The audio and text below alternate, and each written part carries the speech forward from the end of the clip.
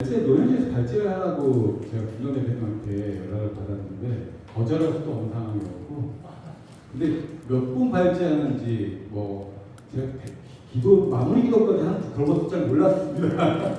그냥 오라 그래서 왔는데 아침에 전화도 안 받으시더라고요. 제가 좀 원래 좀 샤이한 스타일이라 앞에 나서서 뭘 하는 걸 별로 좋아하지는 않습니다. 근데 등 떠밀려서 일단 나왔는데 열심히 여러분들 기업을 운영하는데 조금 보탬이 될 수 있는 그런 발제가 되도록 노력하면서 준비한 것을 발표하도록 하겠습니다.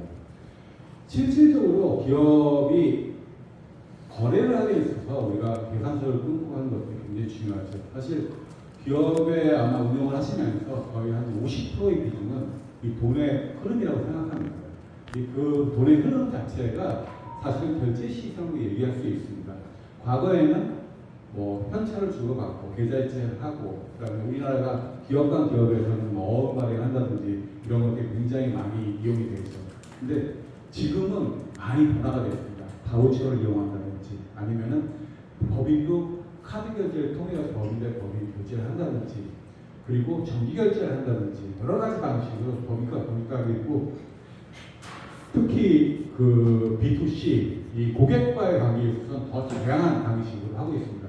이런 것들을 정확하게 결정하지 못하고 우리 비즈니스와 맞지 않는 결제 시스템을 갖고 있을 때 그 기업의 경쟁력이 굉장히 안 좋습니다. 그래서 기업의 필수적인 요소인 결제 시스템을 통해서 매출 확산, 그다음에 고객의 편의성, 운영의 효율성을 높이는 방식으로 오늘 생각을 해보도록 하겠습니다. 먼저 성경 말씀 같이 읽어보겠습니다. 같이 봉독하겠습니다. 잠언 11장 1절 같이 봉독하겠습니다. 속이는 저울은 여호와 앞에서 미워하시나 공정한 주는 그가 기뻐하시니라. 그런즉 너희가 먹든지 마시든지 무엇을 하든지 다 하나님의 영광을 위하여 하라. 지극히 작은 것에 충성된 자는 큰 것에도 충성되고 오직 정의를 행하며 인애를 사랑하며 겸손히 내 하나님과 함께 행하는 것이 아니냐. 잠언 11장 1절에 속이는 저울은 여호와께서 미워하니 공정한 줄 그가 기뻐하시나는, 공정하고 신뢰 있는 결제 시스템 운영의 핵심 가치인 정직과 공정성을 강조한다고 생각할 수가 있습니다. 두 번째, 하나님의 영광을 위하여 하라. 모든 걸 하나님의 영광을 위하여 하라는 것은 결제 시장 같은 비즈니스도 하나님의 영광을 위한 수단으로 우리가 사용할 수 있다고 생각할 수 있습니다. 작은 것 충성하고 큰 것 충성하는 것은 결제를 통한 정산의 투명한 회계, 투명한 정산, 정확한 정산이라든지 이런 것들을 통해서 신뢰성 있는 영향력 있는 경영을 하라고 생각할 수가 있습니다. 네 번째, 정의를 행하며 인애를 사랑하며 겸손히 내 하나님의 함께 간 것이 아니라는 것은 공정한 거래를 통해서 경영자의 건전한 자세를 우리가 아우른 말씀으로 생각할 수가 있습니다. 오늘 발제의 목적과 토론은 기업 운영의 필수적인 결제 시스템을 이해하는 것을 기본적으로 생각하고 있습니다. 그걸 통해서 우리가 매출 확대, 고객의 편의성, 운영 효율성의 측면에서 결제 시스템의 전략적 역할을 살펴본다고 생각할 수 있습니다. 여러분들 다 롯데리아 같은 데 가셔서 뭘 구매하신 적 있으세요? 사보신 적 있으시죠? 예전에는 사람이 캐시어에서 카드도 받고 돈도 받고 하는데 지금은 거의 어떻게 되죠? 키오스크로 하시죠? 키오스크 다 사용 잘 하십니까? 사용 잘 하시죠? 예. 지금은 문화가 바뀌었습니다. 근데 우리가 캐시어가 있을 경우에 지금 현재 키오스크가 한 대가 캐시어 1.5명 정도의 역할을 한다고 합니다. 왜냐하면은 기본적인 그 처리 속도 같은 거는 캐시어가 훨씬 빨라요. 근데 캐시어는 24시간 할 수가 없습니다. 근데 키오스크는 24시간 스스로 알아서 결제를 할 수가 있습니다. 그래서 키오스크 한 대를 도입할 때 인건비 1.5명 정도의 인건비라고 얘기하는데 인력이라고 그러는데 그게 돈으로 환산하게 되면은 키오스크 한 대 가격은 보통 300만 원 정도 합니다. 근데 인건비로 따지게 되면 24시간 근무할 경우에 약간 450만 원 정도 들어간다고 합니다. 야간 수당 때문에. 그렇게 될 경우에는 한 달 1년으로 치게 되면 6천만 원이 넘겠죠. 6천만 원 돼야 되겠죠. 300만 원에 6천만 원, 어마어마한 차이가 나죠. 그 인건비 같은 경우에 직접 경비이기 때문에 실제로 수익으로 따진다면은 그 하나의 매장에서 만약 캐셔가 2명이 필요하다. 그러면은 야간까지 하면 3명분의 인건비가 차이가 나는 거거든요. 그럴 경우에는 거의 한 2억 정도 인건비, 실제 직접 경비 2억 정도 차이가 나는 거예요.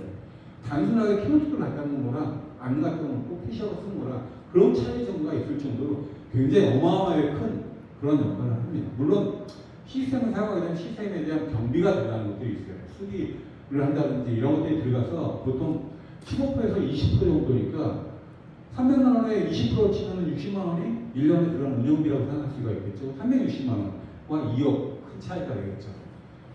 그 매장이 실질적으로 1년 동안에 실질적으로 우리는 순수익이 2억이 안 되는 경우가 많습니다. 그러니까 이 차이가 어마어마하게 되는 거죠.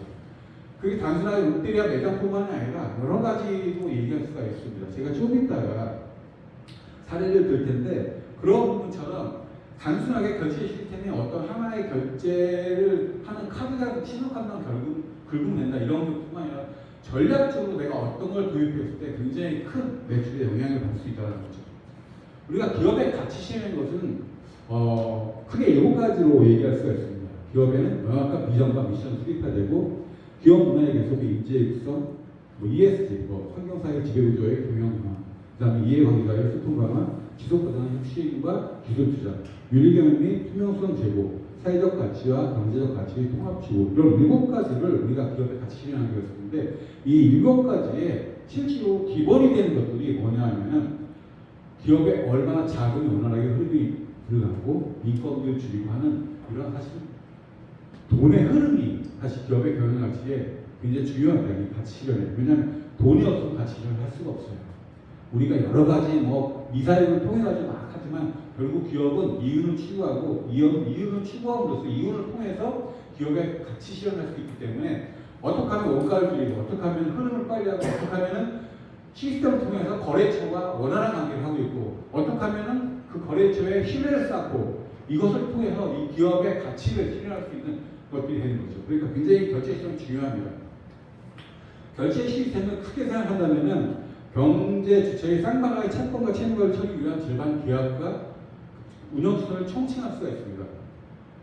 하지만 밑에 보시면은 우리가 오늘 얘기할 수 있는 결제 시스템은 고객의 상품이나 서비스를 할 때 금전을 안전하고 편리하게 처리해주는 시스템, 좀 소규모로 줄여서 그것을 결제 시스템을 얘기할 수가 있고 현재 우리나라는 결제 시스템으로 오프라인과 온라인을 구분합니다. 우리가 온라인으로 계좌 이체하는 것 이런 것들을 다 온라인이라고 얘기할 수 있는 거고 오프라인은 실제 만나서 대면으로 돈을 주고받고 하는 것들을 오프라인이라고 합니다. 그래서 이러한 결제 시스템을 개선함으로써 어떤 것이 좋아지냐면 매출 증대 효과가 있습니다. 좀 이따 말씀드리겠지만 그 두 번째 운영의 효율성이 있고 세 번째는 고객의 만족도를 향상시킬 수가 있습니다. 우리가 아까 롯데리아 얘기처럼 매출이 엄청나게 매출 증대도 증대지만 그 안에서 운영 효율성을 통해 가지고서 수익이 엄청나게 증대가 될 수 있겠죠. 고객의 입장에서도 내가 필요한 것들에 대해서 이게 처음 쓸 때는 복잡하다고 얘기할 수 있습니다. 여기 계신 분들 평균 연령이 꽤 되니까 사용하는데 좀 불편할 수도 있는데 젊은 애들은 그런 키오스크가 없는 가치라는 거예요. 그 정도로 이것을 결제 시장 도입하는 데는 실제 타겟 대상층이 어떤지 이런 걸 분석을 해서 고객 만족 결제 시장 도입하는 게 굉장히 중요하죠. 그런 걸 통해서 고객의 만족을 시킬 수 있다고 생각합니다. 여러분들 벤이라는 거 들어보셨죠? 벤. 예전에 신용카드가 처음 들어왔을 때 식당에서 딱 들어왔을 때 단말기 하는 게 긁었어요. 그것이 벤입니다. 벤이라는 것은 신용카드사가 식당이라는 이런 카드 가맹점을 모집하는데 카드 가맹점은 10,000군데, 20,000군데, 지금 한 200만 군데 이상으로 하는데 그 카드사들이 다 어떻게 접근해가지고 카드 가맹점 흡수할 수가 없지 않습니까? 거기다 우리나라는 9개의 카드사를 갖고 있습니다. 여러분이 비자, BC라든지 신한카드라든지 현대카드라든지 해서 모두 9개의 이 카드사를 갖고 있는데 이 9개의 카드사가 그러한 영업을 하다 보면은 카드사 업무를 할 수가 없어요. 그러니까 야 우리 대신에 가맹점을 모집해줘. 그럼 내가 너희들한테 돈을 줄게. 해서 만드는 게 벤사입니다. 예전에 신용카드 단말기는 그 전화선을 통해 가지고 뽑아가지고 쓰는 그런 신용카드 단말기였어요. 예전에 처음 들어왔을 때. 그래서 그때는 전화망을 이용해서 썼거든요. 근데 신용카드 하기 위해서는 데이터 라인을 태워야 되거든요. 이것 때문에 이거는 밸류 에이드 네트워크, 그래서 어떤 네트워크의 가치를 상승시키는 그러한 것이다 해가지고선 벨이라는 게 밸류 에이드 네트워크라는 의미를 갖고 있습니다. 그래서 그 가치를 상승하는 업체다 했기 때문에 벤사라고 얘기를 합니다. 근데 지금은 인터넷이라는 게 발생이 됐어요. 이 벤 단말기를 누르려면은 사업자 등록이 있는 그 위치에다만 단말기를 놓을 수가 있어요. 법적으로. 지금도 마찬가지입니다. 단말기. 근데 인터넷이 향해 나와서 가상공간이 나왔네요. 거기다 쇼핑몰이 나왔어. 이건 직원이 없잖아요. 그러니까 벤 단말기를 놓을 수 있는 게 아니야. 야, 우리 가상공간에서도 물건을 팔 수 있게 해주고 거래를 살 수 있게 해줘. 그래? 그러면 가상공간을 어떻게 할까? 그럼 가상공간에 쇼핑몰들끼리 모여서 결제를 대행하면서 카드사에 결제를 대행해 줄 수 있는 그런 업체를 만들자. 그게 페이먼트 게이트웨이, 결제 대행 업체, PG사입니다. 그래서 지금은 온라인과 오프라인의 영역이 좁아지면서 크로스오버가 되고 있어요. 그러면서 벤사와 PG사가 영역이 겹쳐지고 있는데 앞으로는 이 PG사 쪽으로 많이 넘어갈 거예요. 왜 그러냐 하면은 벤사는 카드사는 비과세예요. 즉 벤사 같은 경우에는 카드 결제를 막 해도 그 가맹점이 벤단말을 갖다 놓으면은 매입자를 받지 못해요. 계산서가 없어. 근데 PG사 같은 경우에는 신용카드 수수료를 쓰게 되면은 수수료만큼 받은 만큼 계산서를 끊어줘. 매입자료가 되는 거예요. 그게 3%가 됐건 PG사는 3% 받는데 벤사는 2% 받는다. 1% 차이가 벤사 유리한 게 아니라. 근데 벤사 2%에 대해서는 매입자료가 없기 때문에 나중에 실질적으로 회계상으로 보게 되면은 2%에 대한 수익 부분에 대해서 내가 수익을 못 맞추니까 나중에 소득세 22% 나가는 거예요. 그게 0.5 정도의 차이가 발생이 돼요. 그러니까 만약 벤사와 PG사의 수수료 차이가 0.5 미만이라면 수수료가 회계적으로 굉장히 유리한 거죠. 그리고 벤사 같은 경우는 어떤 것들이 있냐면은 카드사별로 매일매일 돈이 다 따로따로 들어와요. 카드사별로. 어떤 데는 그리고 또 3일 만에 들어오고, 어떤 카드는 한 5일 만에 들어오고, 어떤 카드는 7일 만에 들어오고, 카드사별로 들어오는 돈의 주기도 틀려요. 그런데 PG사는 일괄적으로 우리가 기프랑 3일 계약해서 3일비에 우리가 한꺼번에 다 넣어줄게. 거기다 정산 페이지도 제공을 해줘. 그러니까 예전에 벤사 같은 경우에는 돈이 들어가다 보니 이게 누락이 됐어, 거래가. 알 수가 있는 방법이 없어요, 가맹점에서. 가맹에서 평균적으로 한 0.2% 정도의 매출이 누락이 발생해요. 벤거래를 하게 되면. 그건 근데 가맹은 알 수 있는 방법이 없습니다. 한개한개 모든 거래를 내가 오늘 1000건의 거래가 발생된 업체다. 1000건이 일일이 다 그 대절해가지고 합산이 다 돼서 그 금액이 들어왔는지 확인할 수 있는 방법이 없어요. 그러니까 단말기 쓴 단말기에 항상 나오는 거 이유를 믿을 수밖에 없는 거예요. PG사는 그러한 모든 거래들을 카드사 정산이나 맞춰가지고 그 정산을 확인시켜주는 페이지를 다 제공해줍니다. 그러니까 운영을 측면에서 굉장히 PG사가 유리하게 됩니다. 그러니까 앞으로는 이런 PG사 쪽으로 많이 전환이 되고 있습니다. 결제 방식은 여러 가지가 있습니다. 우리가 지금 얘기할 수 있는 것들이 카드 결제, 선불 카드 있고 간편 결제, 그리고 포스페이라든지 카카오페이 같은 간편 결제가 있고 정기 결제, 정기 구독 서비스 같은 경우가 있죠. 월 자동으로 빠져나가는 이런 것들. 그다음에 SNS 결제 같은 경우에는 내가 페이스북이라든지 이런 데서 물건을 사면 거기서 바로 결제를 하게 되면 바로 결제가 됩니다.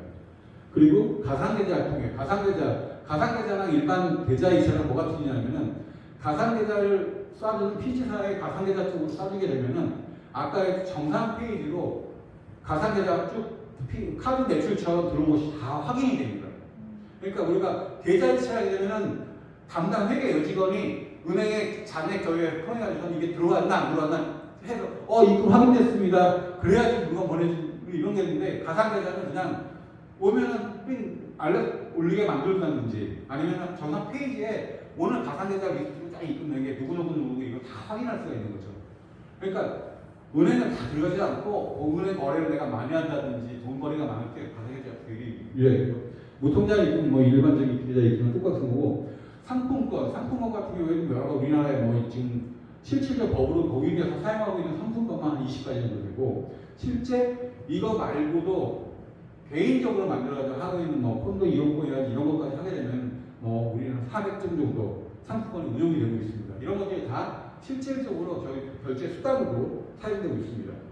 그럼 결제 시스템을 선택할 때 고려사항은 어떤 것들이 있는지 제가 몇 분까지 하는 거죠? 30분인가요? 35분인가요? 30분? 30분까지 알겠습니다. 빨리 말을 좀 더 빨리 해야 될지 내용을 좀 빼야 될지 고민이 돼서 결제 시스템을 고려할 때는 크게 5가지를 생각하셔야 됩니다. 첫 번째는 비즈니스 모델입니다. 우리 회사의 비즈니스 모델이 어떤지 B2B라고 해서 거래처에는 예전 같은 공장에서 어떤 납품을 하는 업체들이 쭉 있었고 납품하는 업체가 있고 우리가 사가는 도매상들이 있고 했을 경우에 계산서 발행하고 어음 발행하고 하죠. 우리 어업계도 보면 우리나라밖에 없는 거 아시죠? 근데 실질적으로 기업의 자금 계획을 세우기가 되게 힘든 것들이 어업 때문에 그렇습니다. 왜냐하면 어업이 3개월짜리다 아니 뭐 2달짜리다 했는데 그것이 정확하게 또 현찰을 바꿔주지 않아요. 막 애원해. 그래서 다음 달에 드리겠습니다. 다음 달에 이게 사실 의미가 없어져요. 그래서 전자원 할인하게 되면은 신용 등급에 따라가지고 할인율이 틀려요. 7%짜리 있고 3%짜리 있고 할인이 틀려. 기업이 다 마이너스야. 그러다 보니까 요새는 어떤 추세냐면은 기업과 기업을 신탁을 이용한다든지 아니면은 바우처를 이용한다든지 바우처 같은 경우에는 국가가 지원해주는 바우처 사업 통해서 바우처를 이용하면은 바우처를 국가에 제출하기만 하면 돈을 받을 수 있으니까. 그 다음에 법인카드 결제 같은 것이 많습니다. 법인카드 결제 같은 경우 한도만 설정이 돼가지고 그 안에서만 운영되면은 3일이면 3일 만에 현찰이 딱 꽂히는 거예요. 카드사가 돈을 주니까. 그 다음에 그 법인카드 결제했던 카드 소유주의 법인이 만약 없었다 하더라도 카드사가 그 법인과의 문제였지 실제로 우리 회사에 영향이 없어요. 왜냐 이미 돈을 다 받았으니까. 그 다음에 소송이 붙은지 그건 그 다음 문제지만 이런 방식으로 지금의 법인 간 거래도 변경이 되고 있어요. 거기다가 뭐 온라인 뭐 온누리 상품권이라든지 이런 것들 여기에 지금 온누리 상품권을 취급할 수 있는 업체가 있는지 모르겠지만 이런 뭐 지역화폐 이런 거를 통해서 결제하게 되면은 세금 세이브가 엄청나요. 그러니까 고객 사용자의 입장에서 5%라는 10%를 할인해가지고 구매를 하게 되죠. 그리고 현금영수증을 통하니까 그 사람들 세금 혜택이 꼭 5% 되죠. 사용자 입장에서도 10%에서 15% 정도 혜택이 들어가요. 근데 그 온누리 상품권을 내가 받았어. 근데 그걸 받고 그 온누리 상품권을 취급하는 법인이 또 있어요. 법인 대 법인. 그러니까 지금 또 도매국이라든지 소상공인 몰이 있습니다. 거기서 뭐 내가 만약 식당을 한다. 거기서 온누리 상품을 받았어. 그 다음에 그걸 갖고 그런 쇼핑몰에서 내가 우리 식당에서 기자재를 바꾼다든지 아니면 부자재를 산다든지 했을 때 그걸 사게 되면 20%의 세금감이 또 있습니다. 그러니까 그게 계속적으로 세금감이 있어가지고 국가가 지원하는 금액이 45%에서 50% 정도인데 연계연계해서 실제로 운영되는 전체적인 측면이 굉장히 큰 거죠, 효과가. 대신 기업의 입장에서도 그거를 잘 활용하게 되면은 굉장히 도움이 되는 거죠. 세금감이라는 이런 것도 발생이 되니까. 그런 것들이 있고, 이런 것들을 하기 위해서는 우리 회사의 비즈니스 모델이 정확히 나가야 돼요. 그리고 타겟 고객층은 정확히 선정을 해야 됩니다. 그리고 수수료 구조가 어떤지, 그리고 우리 회사가 갖고 있는 ERP라든지 이런 것과 연계가 돼가지고선 기술 연동성이 있는지, 그리고 보안과 안전성이 있는 시스템인지를 확인을 해가지고선 결제 시를 선택을 하셔야 됩니다. 예를 한 개만 들겠습니다. 여러 가지가 쭉 한 5가지 정도인데, 넷플릭스 같은 경우에 우리가 넷플릭스 처음에 고객을 유입했을 때 기존에는 결제 방식이 그냥 월 결제 끊고 넘어갔어요. 근데 이거를 월 자동 결제했을 경우에 매출이 뭐 어마어마하게 증대가 되고 실질적으로 이용해서 유료 구독자를 확보해서 안정적으로 유료 구독자가 구독 서비스, 정기 결제 서비스가 되버리니까 안정적으로 이 현금 흐름이 발생이 되는 거죠. 그리고 뭐 배달의 민족, 토스 이런 것도 쭉 있는데 사례는 조금 빼도록 하겠습니다. 결제대에서 PG를 앞으로는 이제 중요하다고 생각 제가 말씀드렸는데 PG를 선택하실 경우에는 제일 중요한 게 여러분 수수료겠죠. 지금 이제 PG의 일반적인 뭐 카페이사에 내가 쇼핑몰을 만들어서 처음에 스타트하는 금액이 수수료가 3.5% 정도 됩니다.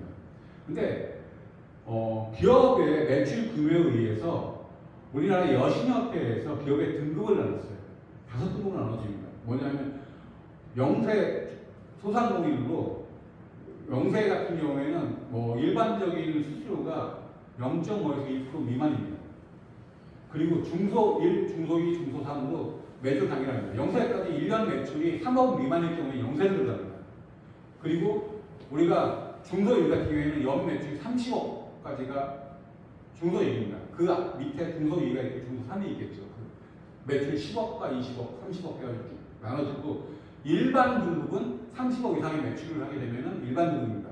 아까 얘기한 3.5%라는 것은 일반 등급에 하실 수수료입니다. 그걸 잘 모르고 카페사에서 당신들 계약 3.5%라 이러면은 덤핑이 쓰는 거죠. 우리 회사 등급이 뭔지를 알고 야 우리 회사 영세인데 왜 3.5%야? 우리 회사 1% 줘. 이런 계약이 가능한 거죠. 1%안 되면 너네랑 안 해. 딴 데라고 할 수 있고 이렇게 수수료가 내가 우리 회사의 등급이 뭔지를 알아가지고서 수수료를 책정하는 것도 굉장히 중요한 패턴이 되는 거고 그다음에 정산주의라는 건 이 PG사의 정산주의는 수수료가 이제 연동이 됩니다. D 플러스 1일, D 플러스 3일, D 플러스 5일, D 플러스 30일이 될 수 있고 예전에 팀원 UF 같은 경우에는 D 플러스 3개월짜리, 90일짜리도 있고 6개월짜리도 있고 이거를 카드사는 D 플러스 3일날 일반적인 돈을 납습니다. PG사가 이 팀원 UF가 돈을 그거 3일 만에 받아가지고는 고객한테는 가맹점한테는 90일 만에 돈을 주는 거예요. 그러면 87일 동안 돈을 갖고 있는 거예요. 돈을 갖고 있으면 이름을 써야 되겠죠. 그걸 갖고 뭘 했냐. 자기네 자회사 합병하고 이런 짓거리를 했던 거예요. 그 돈을 유용한 거죠. 근데 이게 단순하게 한 건이 그렇게 되는 것이 아니라 하루에 1억이면은 매일 1억씩 만약 매출이 발생한다. 87일 동안에 1억씩 발생한 걸 내가 유용을 할 수 있는 거죠. 매일 1억이 그 다음에 어차피 1억 밖에 필요하지 않으니까. 나중에 보면 87억을 유용하는 거예요. 그게 어마어마하게 쌓이는 겁니다. 그렇기 때문에 PG사에 대해서 작년에 팀원 위협 사건 이후로 작년 8월달 법이 개정돼서 PG사는 최대 15일까지만 결제 주기를 가지라고 얘기했었기 때문에 조금 많이 바뀌었습니다. 근데 PG사 입장에서도 여행사 같은 경우 여행 상품을 팔았어. 여행 상품을 지금 해가지고서 12월 달 거를 싸게 해가지고 상품 만들어서 팔았어. 그럼 고객이 결제를 했는데 여행사는 그 고객이 실제 여행 가는 건 12월 달이겠죠. 앞으로 6개월 뒤에 여행을 갑니다. 근데 고객들한테 돈을 카드 결제를 다 받았기 때문에 여행사는 카드 발이 결제해가지고선 돈을 3일 만에 주게 되면은 그 주 여행을 날라버리면 고객은 PG사한테 야 너네를 통해서 결제했잖아. 돈 내놔. 해버리면 카드사나 PG사랑 같이 물려버리는 거예요. 여행사는 법이 파산시켜 날라버리고. 그러니까 고객이 여행을 갔다 왔을 때 돈을 줄게. 상품 고객保证을 확인했을 때 돈을 줄게 했기 때문에 예전에는 그런 관행 때문에 6개월, 1년까지도 PG사가 묶어버리는 그런 것들이 있었습니다. 그러니까 PG사가 꼭 잘못했다고 얘기할 수 있는 건 아니에요. 그건 악의관이니까 문제지. 그래서 지금 법률적으로 많이 여러 가지 제도 개선이 이루어지고 있고 그 다음에 결제 대행사가 설립할 때는 그 결제 대행사가 어떤 결제, 우리 회사가 필요한 결제를 갖고 있는지 이런 것들을 확인하셔야 되고 그 다음에 이제 뭐 해외 거래의 경우에는 특히 해외 거래가 가능한 PG사인지 그런 것들도 확인하셔야 됩니다. 결제 시스템을 도입했을 때 효과는 아까 다 얘기했기 때문에 넘어가도록 하겠습니다. 마무리로 실질적으로 결제 시스템은 굉장히 중요합니다. 기업이 결제 시스템을 정확하게 도입함으로 인해서 기업의 운영적 효율적 측면이 굉장히 개선이 됩니다. 여러분들 좀 기업이 좀 커지게 되면은 딴 데서는 사람을 줄일 수 있지만 줄일 수 없는 파트가 회계 관리 파트예요. 이게 어느 순간 거래가 많아지면은 기장을 하기 위해 가지고선 사람 쓰는 데만 한 명, 두 명이 필요하고 그 사람이 은행에 들어가서 은행 계좌만 쳐다보고 거기에 들어온 거 기장하고 이거 짓거리하고만 세무사가 집어넣으면 세무사 비용이라겠지만 세무사도 기장이 많아지게 되면 기장이 올라가고 작은 경우에 10만 원의 기장료를 하지만 기장 건수가 저희 같은 경우 기장 건수 많아지면 대행을 하게 되면 월 100만 원씩 기장료 내야 되고 이런 것들이 굉장히 많아요. 근데 그거를 일목요연하게 딱 정리를 해가지고 ERP에다 바로 적용을 시켜서 자동으로 나온다. 거래가 된 것들이 이런 것들이 전부 전산화인데 이런 결제 시스템이 우리 ERP에다 접목이든지 하는 것들이 회사의 운영 효율성이 굉장히 큽니다. 그리고 이 결제 시스템을 도입을 하게 될 경우에는 실질적으로 투명 경영이 가능합니다.